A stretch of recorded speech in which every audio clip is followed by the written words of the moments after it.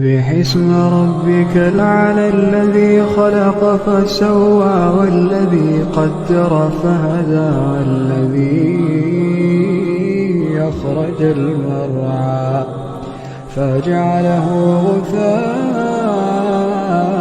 نحوا سنقرئك فلا تنسى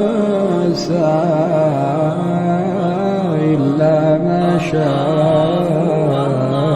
الله إنه يعلم الجهر وما يخفى ونيسرك لليسرى فذكر إن نفعت الذكرى سيذكر من يخشى يتجنبها الأشقى الذي يصلى النار الكبرى ثم لا يموت فيها ولا يحيا قد أفلح من تزكى ذكر اسم ربه فصلى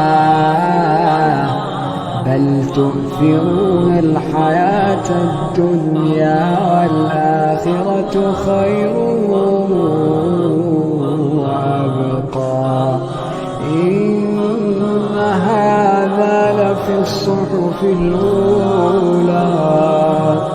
صحف إبراهيم